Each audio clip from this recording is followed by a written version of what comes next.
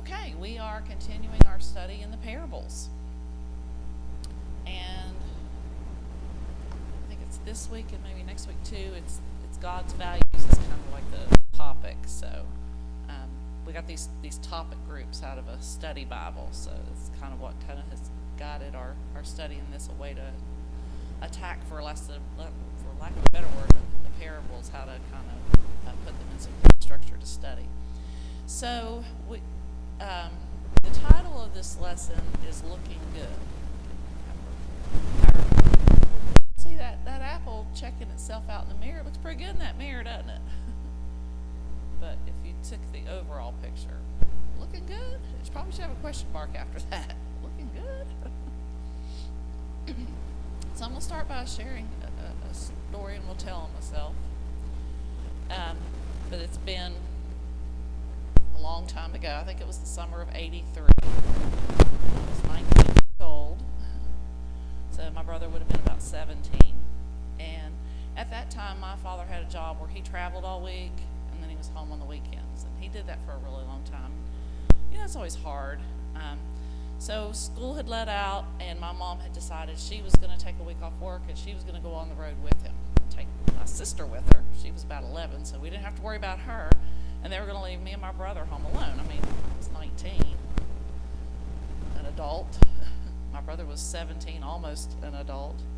And, you know, all we had to do was keep the house clean, make sure the grass got cut. You know, we could have friends over. Our house was the house growing up where everybody came to. All the kids came to our house and played. So there was always people at our house. And, you know, so they trusted us to stay home alone.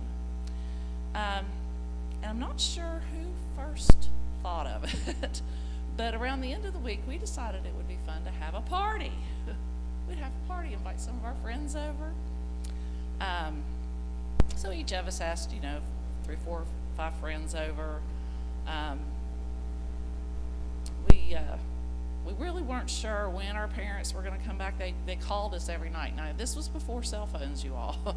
We didn't have social media or texting or cell phones. So wherever they were on the road, they would call us every night, and they would let us know. So we waited till we got the call. Yeah, we're going to come. We'll be home such and such, over the weekend. So we're like, okay, this is going to happen. We got the green light. So we had the party, and at that time, at 19, I was old enough to buy beer. So I was able to go out and get the beer for the party and get everything ready. So we, our few friends that we knew came over. Well, they had also invited some of their friends. And then those friends had invited some of their friends. And actually, they were all our friends. That's the thing about being in a small town. You don't really need social media and Facebook when you live in a small town. So word got out. So we had more than we had planned. And so everybody's there. Everybody's drinking beer, except for Barry. Shout out to Barry. He was the one who made sure everybody got home safely that night. And I just remember, it didn't really get out of hand so much, but it was a mess. There was stuff everywhere, cans. One girl got sick. Somebody was in there, so she was trying to get to the bathroom in my parents' room. Well, she did not make it, and she threw up all over the bed. So at the end of the night, we're kind of looking around going, okay. There were spills and messes everywhere. So the next day, we weren't feeling real great, but that was, the number one thing. We got up, we got, things cleaned up, trash out, cleaning, mopping, washing all the bedding on my mom's bed, spraying Lysol everywhere or whatever, so air fresheners. And we had everything, looking good and smelling clean. And we thought they'll never even know we had a party. No, we were busted because we didn't have social media, but we had neighbors. And of course, my dad was not very happy with us. The only thing that saved me was that before all of our friends showed up, I had gone next door and told our neighbor Steve, hey, Tommy and I are having some friends over. If it gets a little loud or anything, just let us know and we'll make them all quiet down. So he told my dad that, and my dad thought that was very responsible of me, so he factored that in. And I don't really remember there being a huge punishment or being grounded or everything, but we knew we were never going to do that again.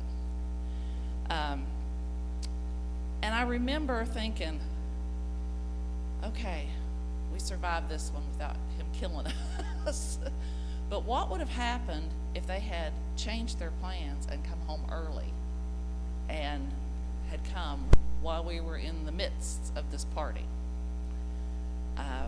When they would have seen the beer cans everywhere and spills in the floor and kids under the influence and my mom's bed, very messed up.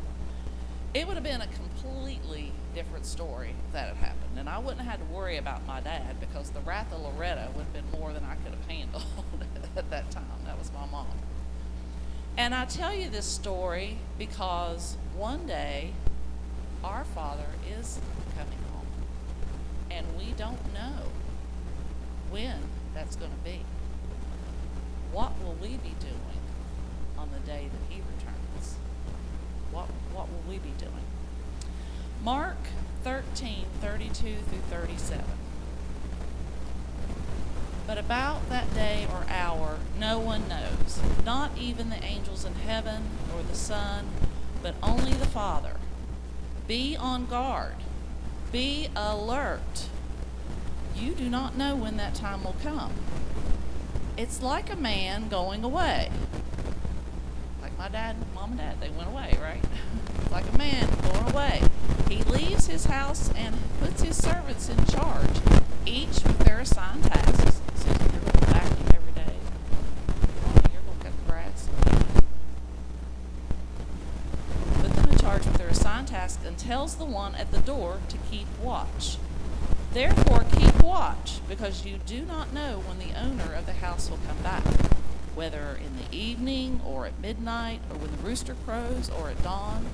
If he comes suddenly, do not let him find you sleeping. What I say to you, I say to everyone, watch. Imagine if they had to come home that night while we were in the middle of the party. What if they'd come home at the crack of dawn that morning before we had a chance to clean up? We still would have been in trouble. More than we were. We do not know the day or the hour that Jesus will return. We know the signs to watch for, because the Lord tells us the signs to watch for as the day approaches. Anytime I hear on the news, people are predicting that the day he's going to come back. I've heard things. Have you heard these in the news recently, especially with everything going on in Israel? We think it's going to be in November. It's going to be sometime in November. Well, if somebody says that, I'm like, well, it ain't going to be in November. You might as well just cross that off your list. There's been all kinds of these doomsday this is the end of the world. It's going to be a certain date. That date comes and goes.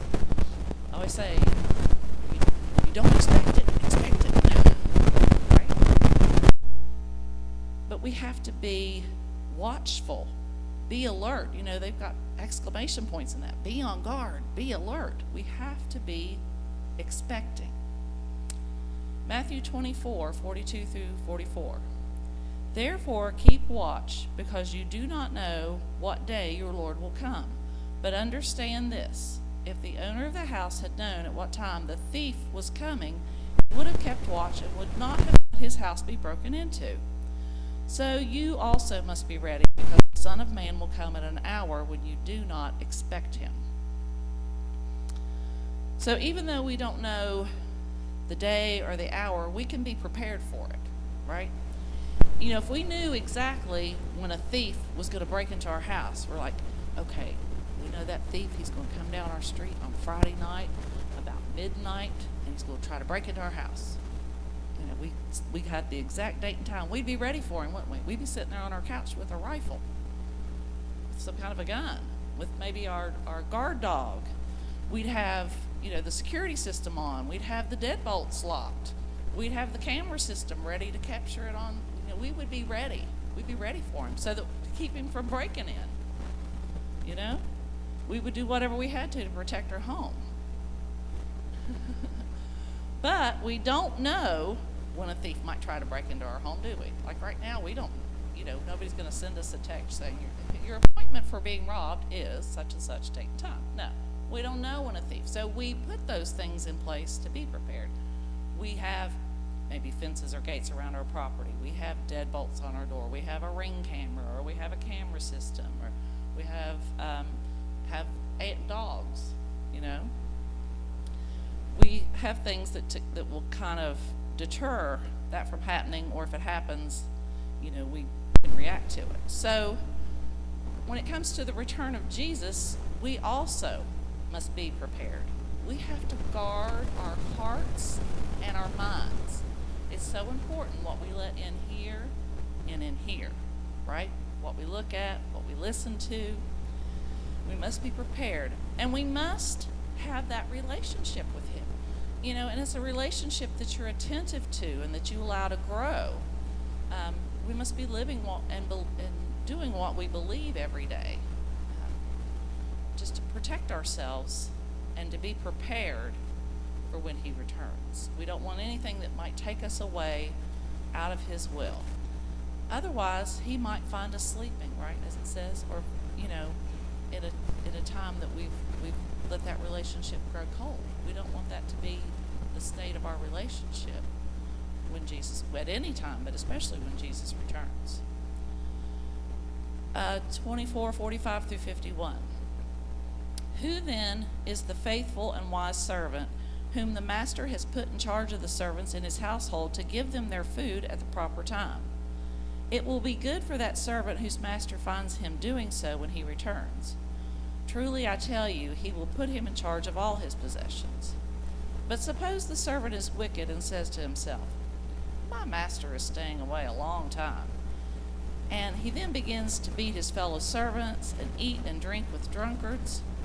The master of the servant will come on a day when he does not expect him, and at an hour he is not aware of.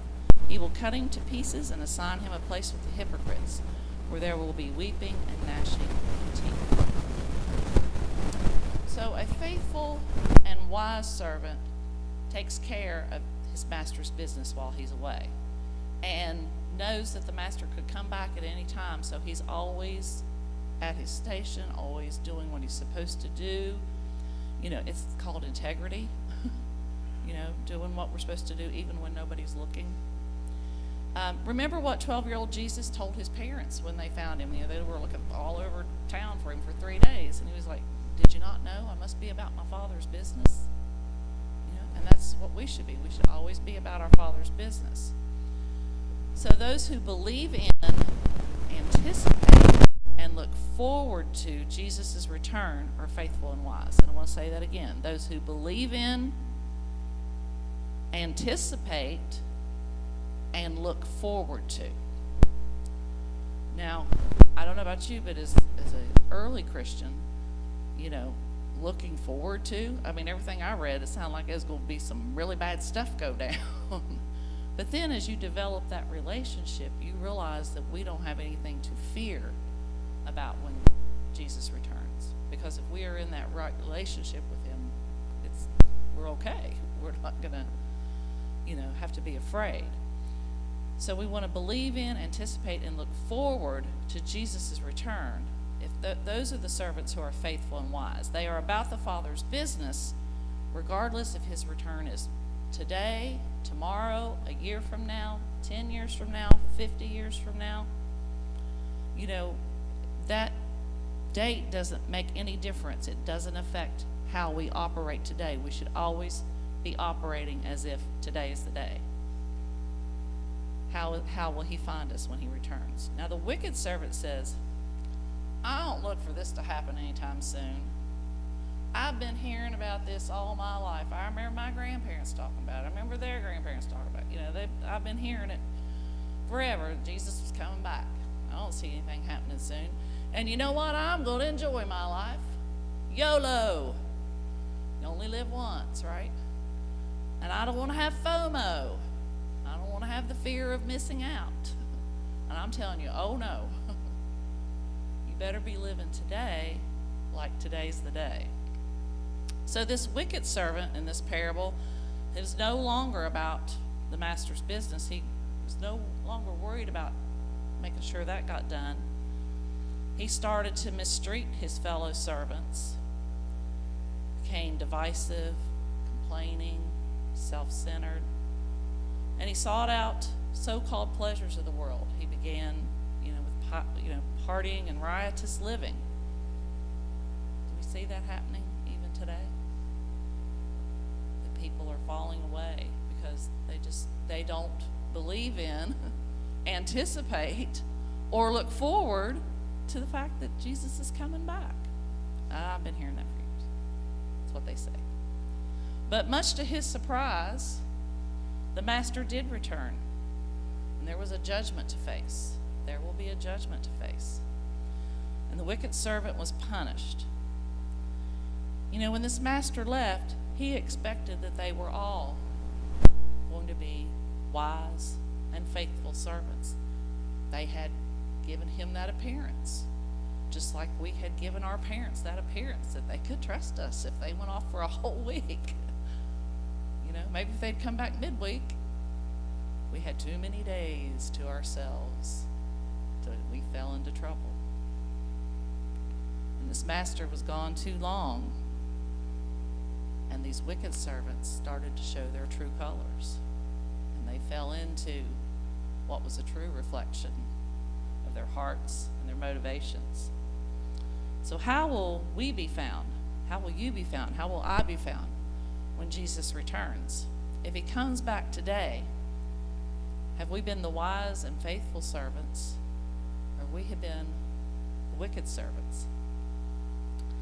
So Jesus uses these parables to warn his disciples and all the people about this. And we're going to look at a couple more parables. Now, a lot of the parables we've studied so far, what has been the theme? Farming. But like the theme, what he used. Farming, right? Because everybody farmed. The sower understood those parables. So these parables use the wedding customs and feast customs. So just in a nutshell, because I've taught a whole lesson just on the wedding thing, and how that's one of my favorite lessons I've ever taught. Because the more you study it and you can get deeper and deeper, the more you see how it is an illustration of the church is the bride and Jesus is the groom. But just in a nutshell, with the wedding customs, the father of the groom arranges the wedding. He picks out a bride for his son. It's not about two people fell in love and got married. It usually had more practical purposes. Well, he's got some cattle I want, and I've got some grain he wants, or whatever. It was more of a financial, or something to better the family. But they find the bride for his son and make the arrangements. They have a ceremony that's like a betrothal. They get engaged. The groom goes back to his house. The bride goes back to her house. They don't live together. Nothing's going on between them. And so for about a year, roughly, the groom goes back and he starts to add on to his father's house. He's making a place for him and his bride. And it has to be better than where she is now. And that's one of my favorite parts. We are going to a better place, y'all. It's got to be better. And while he's doing that, the bride is getting ready. She's getting her wedding garments prepared. She's getting things ready for her household. She's making sure there are lamps, because it could be at night when he comes, so you got to be prepared, just like we have, flashlights in our house in case the power goes out, or we have candles, or we keep flashlights in the car. Well, of course, if you have a phone, you've got a flashlight nowadays, but getting prepared, because they knew it'd be about a year, but they didn't know the day, didn't know the time. The only person that knew was the father of the groom. The father of the groom would decide, okay, it's time. Go get your bride. Okay? So everyone knew that this was the custom for the wedding. And the wedding party, the bride and the wedding party would have to be ready at a moment's notice to know that the wedding was about to take place. So we are going to look at the parable of the 10 wise and foolish virgins. I think we have a picture here. So you can see, you have your 5 that have their lamps, And you can't, this is so dark you can't even count, but there are 5 over here in the shadows. There are 5 women over there. So 25 verses 1 through 13, but I think I have them broken up a little bit. But we're going to read it all straight through. At that time, the kingdom of heaven will be like 10 virgins who took their lamps and went out to meet the bridegroom. 5 of them were foolish, and 5 were wise. The foolish ones took their lamps, but did not take any oil with them. The wise ones, however, took oil in jars along with their lamps. The bridegroom was a long time in coming, and they all became drowsy and fell asleep. At midnight, the cry rang out, "Here's the bridegroom! Come out to meet him!" Then all the virgins woke up and trimmed their lamps. The foolish ones said to the wise, "Give us some of your oil. Our lamps are going out." "No," they replied, "there may not be enough for both us and you. Instead, go to those who sell oil and buy some for yourselves." But while they were on their way to buy the oil, the bridegroom arrived. The virgins who were ready went in with him to the wedding banquet, and the door was shut. Later, the others also came. "Lord, Lord," they said, "open the door for us." But he replied, "Truly I tell you, I don't know you. Therefore keep watch, because you do not know the day or the hour." So the parable starts with, at that time the kingdom of heaven will be like. At what time? Well, if we go back, right before that, at chapter 24, chapter 24 is the chapter where Jesus is telling them the signs to watch for when he returns, for when he comes and at the end of the age. The things that we just talked about in terms of no one knows the hour of the day. But Jesus is coming back. So this is what it's going to look like when that time comes. He's using this illustration to tell them what it's going to look like in that day. So there were 10 virgins, and that was probably the traditional number of bridesmaids. So there were 10, and they were virgins, right? They were 10 virgins. So that means that in their natural, they met a certain criteria, a certain standard of living, a certain moral standard in order to be able to be a bridesmaid. Okay? They met that standard. All 10 had lived up to it. So they were good people, weren't they? These were good people. These were women who had kept themselves chaste. They had, remained virgins. They were good people. They appeared to be very virtuous and certainly, eligible to fulfill their duties. And they were prepared. They had lamps. That was one of the things that they had to have. They had to have lamps, right? So, hey, they're living up to what they were supposed to do. They were good people.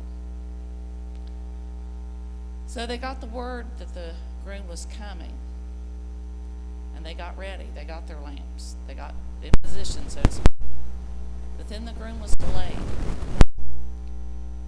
From the time that they first heard that he was coming, to the time he actually arrived, the world had grown dark. From the first time that man heard that Jesus is coming back, we could say he's been delayed, right? And what has the world become? It has grown dark. And so, because it was dark, they would need their lamp. They would need that oil in their lamp to light the way. And now is when we start to see a difference among these 10 women. 5 of them quickly get up. They add more oil to their lamps. They're ready to go. But the other 5 had no oil with them. None. It says 0. They had no oil with them. So that would be like us taking a flashlight with us out camping, but we didn't bring any batteries. Guess what? It's going to get dark soon. So this was something that their goodness could not overcome, right? The fact that they were virgins, the fact that they were good, it didn't matter. They didn't have the oil. And so they're trying to scramble. They're trying to run out. They're going to run down to the stop and go get some. They're going to go run real quick and get some. But by the time they get back, the wedding procession is over. They've already missed it. They were unable to fulfill their obligation, what they were there for. The 5 wise bridesmaids and the others who were prepared had already gone in to the wedding. And those 5 foolish ones who had no oil were shut out. So we know that the oil represents the presence of God. So we can look at these 10 versions as people who say they are Jesus' disciples. They go to church, they pay their tithes, they pray. By all appearances, they are good people. They appear to be Christians. And some truly are Spirit-filled followers who have that personal relationship with Jesus. His presence is in their lives. But some do not have the presence of God about them. They don't have a personal relationship. They are not led by the Spirit. We've all heard these stories. They've been told here. I think Pastor's the one that's talked about the woman at the church that was a piano player for years. Was the piano player part of the worship for years? I don't know. He knows this person. I don't know who it is. For years. And then, all of a sudden, in the middle of a service, gets delivered, realizes she doesn't have a personal relationship with Jesus, but she's been up there for years playing the piano and helping to lead worship. And she came to the altar and got saved. I remember a former person from our church that talked about his father. Was like 80-some years old. Always came to church, but he was not saved. And someone in the church went to visit him shortly before he died. And he did end up giving his heart, realizing that he didn't have that relationship. So, yes, it can happen. And this is 5 foolish and 5 wise. I hope that doesn't mean that means 50% are foolish. Because if so, we've got some work to do just within the church. Someone talked about a pastor's wife who got saved during a revival. A pastor's wife who, by all appearances, just like the piano player, by all appearances, faithful at church, showed up, was there, seemed to be, checking all the boxes of what we would think a Christian would be, and yet inside didn't have that personal relationship. So people who everyone considers good, maybe live a clean life, they've shown up for church service, choir practice, potlucks, but they never had the oil. And so they would never be able to go into the wedding. We all want to go to that wedding, right? We want to be there. So we've got to have the oil. We've got to have the presence of God. They thought they knew Jesus, but he never knew them. And that's what counted. 1 Samuel 16:7. But the Lord said to Samuel, "Do not consider his appearance or his height, for I have rejected him. The Lord does not look at the things people look at. People look at outward appearance, but the Lord looks at the heart." Now, I got up this morning and I washed my hair, I flat ironed it, I put on my makeup, tried to find a nice outfit so I'd look good for y'all people. But what does it matter if on the inside I'm all ugly and dirty and yucky? What good is it? I've got to be beautiful on the inside. I've got to have Jesus on the inside. That's what's got to look good. God doesn't look at outward appearances. What you look like, your attendance, your works don't save you, but those who are saved do good works. If we could just get people to understand that. It's because of what comes from your heart. God looks at our hearts, our motives.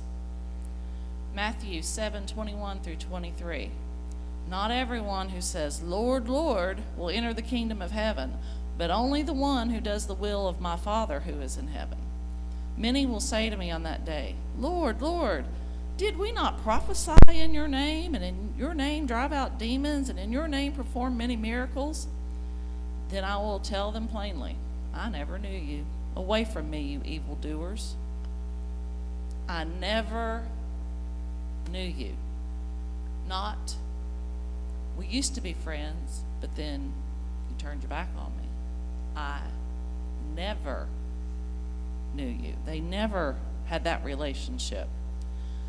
I thought about what Katie said in the revival. Katie Bauer, she talked about the church she visited, and that the Lord spoke to her about a certain lady, gave her, showed her something about her that wasn't good. And yet, too much to her surprise, this lady was the one that got up and prophesied to everybody in the church, except to Katie and her husband. Discernment, people, it's important. We can't even go by the appearances. This woman was prophesying. We can't go by those appearances. God will still use, he used donkeys and roosters, so he's going to use, anybody for anything. So he can even use somebody who's like this woman. But if they were able to do these things, it was because it was God's will. And they're lucky they didn't end up like these people. Acts 19:13 through 16. Some Jews who went around driving out evil spirits tried to invoke the name of the Lord Jesus over those who were demon-possessed. They would say, in the name of Jesus, whom Paul preaches, I command you to come out.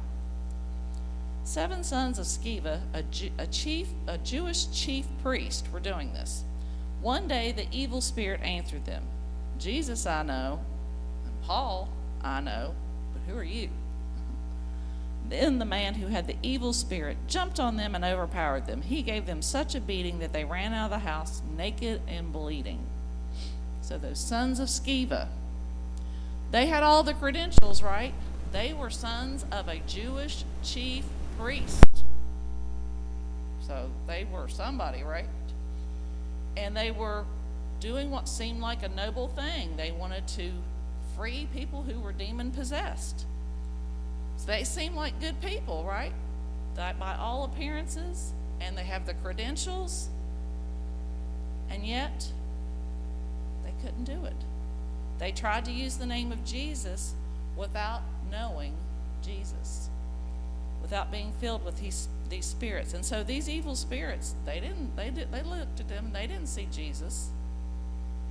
They didn't see Jesus. So who was this guy? What authority do you have? Who are you? If they had seen Jesus in them, they would have paused. They would have had some concern. What do they see when they look at us? Do they see Jesus? Or is it just someone saying it? Oh yeah, I know Jesus. Do you? You better make sure you do, especially if you're going to try to go up against some demons. It didn't go well for them. The 5 virgins with no oil, they were never truly prepared. They looked the part, but when the time came, they couldn't live up to the appearance. And then it was too late. They couldn't just run to the store and make up for it. And so it will be on the day that Jesus comes. Those who are truly his disciples will be called up with him. They will be ready. And the ones who seem to but don't have that oil, they don't have the Holy Spirit in them, they'll be out running. They're going to be running to churches. They're going to be trying to find churches and altars and saying, hey, I need this. I need this. I need the Holy Spirit. I need Jesus. And it's going to be too late. There's going to be a time, I know I do believe, the 11th hour, but there's going to be a 12th hour. There is going to be a time when the door is going to close. It will be shut, and they will be knocking at the door, and he'll say, I don't know you. I don't know you.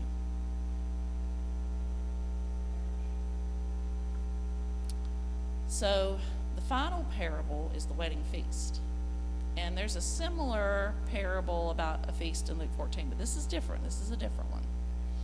It's in Matthew 22, 1 through 14. Jesus spoke to them again in parables. And I like when it tells you this is a parable, in case you didn't catch it, because sometimes they don't tell you this is a parable. You got to watch for those words that make you go, oh yeah, this is a parable. The kingdom of heaven is like a king who prepared a wedding banquet for his son. He sent his servants to those who had been invited to the banquet to tell them to come, but they refused to come. Then he sent some more servants and said, tell those who have been invited that I have prepared my dinner. My oxen and fatted cattle have been butchered, and everything is ready. Come to the wedding banquet. But they paid no attention and went off, one to his field, another to his business. The rest seized his servants, mistreated them, and killed them. The king was enraged. He sent his army and destroyed those murderers and burned their city. Then he said to his servants, the wedding banquet is ready, but those I invited did not deserve to come. So go to the street corners and invite to the banquet anyone you find. So the servants went out to the streets and gathered all the people they could find, the bad as well as the good, and the wedding hall was filled with guests. But when the king came in to see the guests, he noticed a man there who was not wearing wedding clothes. He asked, how did you get in here without wedding clothes, friend? The man was speechless. Then the king told the attendants, tie him hand and foot and throw him outside into darkness, where there will be weeping and gnashing of teeth. For many are invited, but few are chosen. So we know this was a parable, so we can figure out who is who in this story. So who is the king? Be God, right? And he's arranging a wedding banquet for his son, who would be Jesus, okay? And so the servants that he sent to tell those who had been invited, prophets, disciples, apostles, people that he sent to tell them about his son. And the people who were invited, initially, who was it? The Jewish people, exactly. And what did they think of that invitation? They ignored it. They dismissed it. File 13, right? They didn't accept Jesus when he came to them. And even after his death and resurrection, they still rejected him. They persecuted the Christians, just as they had the Old Testament prophets. So they just, no. So then the invitation was opened up to everyone. Everyone was given the opportunity. And that's when the message went out to the Gentiles, right? He said, go out to the street corners and invite everyone, good or bad. We don't just go look for good people when we invite them to church, good people. We're not just going, where are we going? We're going on the streets where people are doing drugs, right? Good or bad, and give them the opportunity, give them the invitation to be clothed for the wedding, to put on the wedding garments and come to the wedding, come to the feast. It's our job to cast the net. It's God's job to clean the fish, right? So sometimes you will draw someone who by all appearances is, okay, this person says that they want to do this, but it's appearances only. You know what I mean? Think about after we did all the prayer walks and all the things. Who started showing up to all the services? The witches, right? The witches. They weren't there for the right reason. So in this parable, the king spots a guest not wearing one of the wedding garments. In other words, had not accepted Christ, had not to put on the wedding garment that's traditionally given to the wedding guests. So Christ provides a garment of righteousness for everyone, but each person must choose to put it on in order to enter the king's banquet or eternal life. And by not putting on the garment, this man rejected salvation through Christ and had no place at the banquet. There are no wedding crashers in heaven. No wedding crashers. So we must have discernment, and even more so in these last days. Just because it looks like a duck and it walks like a duck doesn't mean it's a duck. Not necessarily. So we have to look deeper at the heart, just as God does. We have to be those fruit inspectors. And it may become difficult, because it says even in the last days, even the elect will be deceived. 2 Timothy 3:15. I know I heard the bell. I'm going to try to finish real quick. But mark this, there will be terrible times in the last days. People will be lovers of themselves, lovers of money, boastful, proud, abusive, disobedient to their parents, ungrateful, unholy, without love, unforgiving, slanderous, without self-control, brutal, not lovers of the good, treacherous, rash, conceited, lovers of pleasure rather than lovers of God, having a form of godliness but denying its power. Have nothing to do with such people. So if they have a form of godliness, they're going to look good, they're going to sound good, but they're really going to be doing all these other things. This is something in my study Bible. It says the form or appearance of godliness includes going to church, knowing Christian doctrine, using Christian cliches, and following a community's Christian standards. But such practices can make a person look good, but if the inner attitudes of belief, love, and worship are lacking, the outer appearance is meaningless. Paul warns us not to be deceived by people who only appear to be Christians. It may be difficult to distinguish them from true Christians at first, but their daily behavior will give them away. Now, before we go off on some kind of a witch hunt on each other with magnifying glasses to see if our neighbor is a real, true follower of Christ, let's first examine ourselves. Let's have our own house in order, make sure we have oil and plenty of it, that we're continually replenishing that supply. Then we can be led by the Spirit and have discernment and have a heart to win souls. The unbeliever and the person who maybe thinks that they are a believer but still hasn't made that true commitment, and that we can help them. Appearances can be deceiving.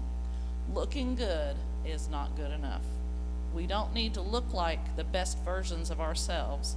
We need to look like Jesus, right?